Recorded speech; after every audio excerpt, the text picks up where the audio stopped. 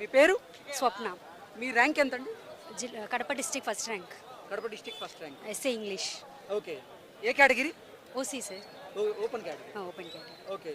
డిఎస్సిలో భారీగా అవకతవకలు జరిగాయని, అవినీతి జరిగిందని, అసలు అర్హత లేని అభ్యర్థులకి ఉద్యోగ అవకాశాలు వచ్చాయంటూ కూటమి ప్రభుత్వం మీద ఇప్పుడు వైకాపా నేతలు బురద జల్లేటువంటి ప్రయత్నం చేస్తున్నారు, విష ప్రచారం చేస్తున్నారు. ఏంటి మీకు ఎలా జాబ్ వచ్చింది? సార్ ఎలా అంటే ప్రతి ఒక్కరి వెనక ఎంత కష్టం ఉంటుందో అది మేము మాటల్లో చెప్పలేము సార్. అది చాలా బాధగా ఉంటుంది అసలు మాకు ఆ మాటలు వింటుంటే. ఎన్ని సంవత్సరాల కష్టాన్ని జస్ట్ అలా ఆరోపణలు చేసేస్తారా? అసలు మేము మాట్లాడలేకపోతున్నాం సార్ ఆ బాధతో. ఇంకా ఆ మాటలు గుర్తుకు తెచ్చుకుంటుంటే అంటే కడప జిల్లాలో ఫస్ట్ ర్యాంక్ మీకు వచ్చింది. దాన్ని అవమానించడమే సార్, వేరే ఏమీ లేదు. నిజంగా కష్టానికి విలువ ఇస్తే ఇప్పటికైనా ఈ ఆరోపణలు మానేయాలి వాళ్ళు. అంతే సార్, నేను అంతకుమించి ఏం చెప్పదలుచుకోలేదు. డిఎస్సి నియామక ప్రక్రియ ప్రారంభమైన నుంచి మీ పోస్టులు భర్తీ చేసేంత వరకు చాలా పారదర్శకంగా ప్రక్రియ జరిగింది. అయినప్పటికీ జీవో నెంబర్ 77 పాటించలేదని, అసలు రిజర్వ్ కేటగిరీలో ఓపెన్ కేటగిరీ అభ్యర్థులకి ఉద్యోగ అవకాశాలు ఇచ్చారని, స్పోర్ట్స్ కోటాలో అవినీతి అవకతవకలు జరిగాయని ఒక విషయం చెప్తా సార్, నేను ఇది ఎక్కడ కూడా చెప్పలేదు.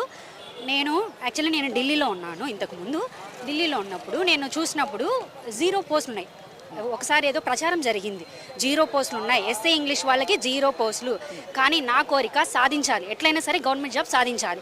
అయినా సరే ఓకే 0 ఉంది కదా, పక్క జిల్లాలో రాస్తే బాగా మెరిట్ వచ్చిన వాళ్ళకి అక్కడైనా వస్తుంది అని నేను విన్నాను. మామూలుగా ఇప్పుడు తెలిసింది నాకు కూడా. సో ఫస్ట్ ర్యాంక్ మనం తెచ్చుకున్నప్పుడు వాళ్ళైనా ఇస్తారు, పక్క డిస్టిక్లో అయినా సరే ఇస్తారు. సో ఆ విధంగా నేను 0 పోస్టులు ఉన్నప్పుడు ప్రిపరేషన్ మొదలుపెట్టాను. తర్వాత కొద్ది రోజులకి ఇంకొక ప్రచారం వచ్చింది, ఏదో 8000 పోస్టులు ఏదో వచ్చాయని ఒక ప్రచారం జరిగింది. ఓకే కొంచెం బెటరేలే, 0 అంటే అట్లీస్ట్ 8000 ఏదో ఉన్నాయి అనుకున్నాను. పోనీ 1 or 2, 3 ఎన్ని కానివ్వండి, నో ప్రాబ్లం అనుకున్నాను. తర్వాత కొద్ది రోజులకి కూటమి ప్రభుత్వం వచ్చినాక ఇంకా మంచి అవకాశం వచ్చింది, 16000 పోస్టులు. మేము ఊహించాలి, నేను స్టార్ట్ చేసింది ఇప్పుడు 0 ఉండి పక్క డిస్టిక్లో అయినా సరే తెచ్చుకోవాలి అన్న సంకల్పంతో నేను స్టార్ట్ చేశాను. కానీ సార్ అది నా అదృష్టం అనుకోవచ్చు, మా కష్టానికి దేవుడిచ్చిన ఫలితం అనుకోవచ్చు. అన్ని పోస్టులు రావడం అనేది మేము ఆ అవకాశాన్ని సద్వినియోగం చేసుకున్నాము, మేము కష్టపడి తెచ్చుకున్నాము. ఇలా ఈ ఆరోపణలన్నీ కూడా మా కష్టాన్ని అవమానించడమే సార్. అంటే మీకు బాధగా అనిపించట్లేదా? అంటే సమాజం మిమ్మల్ని ఎలా చూస్తుంది? ఇలా సమాజంలో మమ్మల్ని అలా చూసేలా వాళ్ళ ప్రచారాలు ఉన్నాయి సార్, వాళ్ళు అలా చేస్తున్నారు. యాక్చువల్లీ మేము వాటిని ఖండిస్తున్నాం, తీవ్రంగా ఖండిస్తున్నాం. మా కష్టం అనేది చాలా వెలకట్టలేనిది. ఒక్కొక్కరి కష్టం వాళ్ళ ఎన్నో కథలు ఉన్నాయి సార్, ఎంతో సాక్రిఫైస్ చేయాలి, బయటికి కనిపించేంత కాదు. ఒక పోస్ట్ రావాలంటే ఇది ఒక పరుగు పందెం లాంటిదే. ఒక పరుగు పందెంలో ఒక మనిషి రెస్ట్ తీసుకోవాలంటే పక్కన ఇంకొకరు ఎవరు పరిగెత్తారు, వాళ్ళు వెళ్ళిపోతారు, వాళ్ళకు వస్తుంది, మనం మిస్ అయిపోతాం, మళ్ళీ మొదటి నుంచి రావాలి, మళ్ళీ ఎప్పుడు నోటిఫికేషన్ వస్తుందో తెలీదు.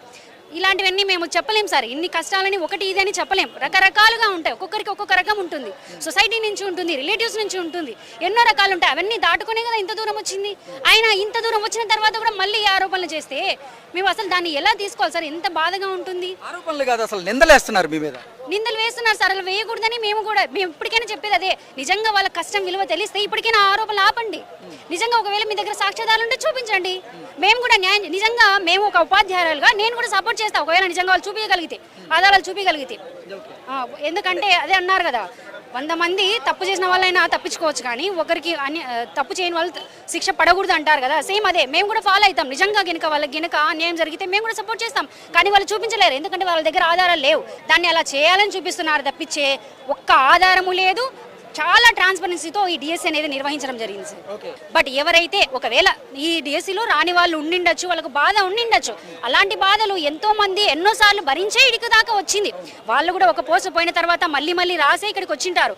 సరే ఇంకొక 2 నెలల్లో కూడా మళ్ళీ అవకాశం రాబోతుందని మనం మీడియాలో కూడా చూస్తూ ఉన్నాం. సో నేను చెప్పబోయేది ఏంటంటే వాళ్ళు ఈ అవకాశాన్ని సద్వినియోగం చేసుకోండి. అలా ఏదో బురద చల్లడం ద్వారా మనకి ఏమీ రాదు, కష్టపడింది ఏది రాదు. సత్య ఆరోపణలు చేస్తున్న వారికి ఎవరైతే ఉన్నారో వారిని ఖండిస్తూ మీరు ఈరోజు ర్యాలీ చేయడం జరిగింది, దీక్ష చేయడం జరిగింది కదా. ఏంటి దీని ద్వారా మీరు ఎటువంటి సందేశం ఇస్తారు? నేను ఇచ్చేది ఒకటే సార్, మీకు మంచి నోటిఫికేషన్ రాబోతోంది కొద్ది రోజుల్లో. సో ఏవైతే మనకి వ్యర్థం పనులు ఇవన్నీ కూడా వాళ్ళు నిరాహార దీక్షలు చేయడం, ఎందుకంటే ప్రయోజనం లేని పనులు, వాళ్ళకి టైం వేస్ట్ అవుతుంది. ఎందుకంటే టైం యొక్క వాల్యూ మాకు తెలుసు. ఆ టైం వేస్ట్ చేసుకోకుండా ఇప్పుడైనా ప్రిపరేషన్ మొదలు పెడితే అట్లీస్ట్ నెక్స్ట్ వచ్చే నోటిఫికేషన్కి ఖచ్చితంగా వాళ్ళు సాధిస్తారు. అనవసరమైన వాళ్ళ మాటలు నమ్మి వాళ్ళు ప్రలోభాలకి గురి కావద్దని నేను వాళ్ళకి సలహా ఇస్తున్నాను.